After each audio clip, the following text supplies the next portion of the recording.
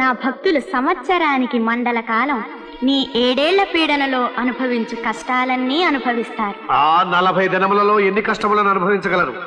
నేను కలిగించే కష్టములు శతకోటి. మధురసాలతో మత్తు పానీయాలతో రుచిగా భుజించే వారి జిహ్వపై దెబ్బతీస్తారు. దానితో వారు భుక్తి లేక అలమటించిపోతారు. నా భక్తులు సాత్విక ఆహారంతో ఏకభుక్తం చేస్తారు. హంసతూలికా తల్పాల మీద పువ్వులు పరిచి పవళించిన వారినైనా సరే కట్టెల పాన్పు వరకు కదిలేలా చేస్తాడు. సుఖాలు విడిచి కటిక నేల మీద శయనిస్తారు.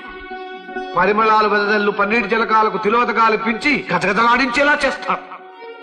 ఉభయ సంధ్యలలోనూ పన్నీటికి బదులు చన్నీటి స్నానాలు భక్తి శ్రద్ధలతో ఆచరిస్తారు.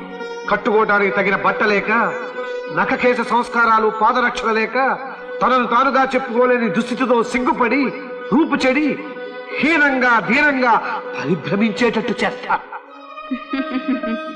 నీకిష్టమైన రంగు నలుపు కదా.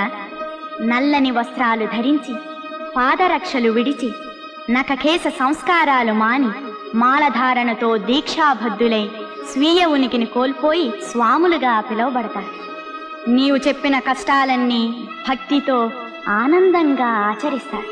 సంతోషమేగా స్వామి? మరో ముఖ్యమైన విషయం, నా చూపు సోకి అనురక్తులైన దంపతులు విరక్తులవుతారు.